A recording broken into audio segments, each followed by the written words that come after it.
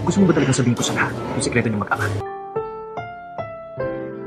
Ang susunod na programa ay rated PG. Ito ay nangangailangan ng patnubay at gabay ng magulang para sa mga batang manunood.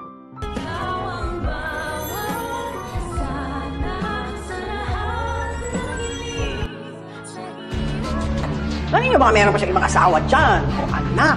Kanya-kanya na nga gawa ng paraan ang mga taong malalapit kila Lynette at Carlos para mahanap lang ang dalawa dahil hindi pa nga rin sila matrace ng mga inutil na mga pulis. Iniisip naman ni Aling Susan na baka meron pang ibang pamilya itong si Carlos dahil alam naman nila na hindi ito malabong mangyari matapos nga nilang mabuko ito na may iba pa palang asawa. Kaya naman maiisip ng matanda na baka meron pa itong ibang anak na pwede nilang kausapin. Kaya naman habang pinapakinggan ni Doc Lyndon si Lola Susan ay parang nakokonsensya na siya dahil alam naman nating mga viewers na siya lang ang nakakaalam ng sikreto ni Zoe. Kaya naman maya-maya nang wala nang masyadong tao ay kakausapin ni Doc Lyndon si Zoe na baka nga may alam ito sa kinaroroonan ngayon ng kanyang amang si Doc Carlos. Pero todo tanggi pa rin itong si Zoe dahil ayaw niya ngang mabuko na siya pala ay hindi totoong tanyag kundi isang Benitez. Pero hindi pa rin susukuan ni Doc Lyndon itong si Zoe at pilit niya pa rin itong paaaminin kung nasan nga si Doc Carlos at tatakutin na nga ni Lyndon si Zoe na kapag hindi daw ito magsasalita pa rin ay ibubulgar niya na ang kanyang lihim sa lahat ng mga taga-Apex at East Ridge.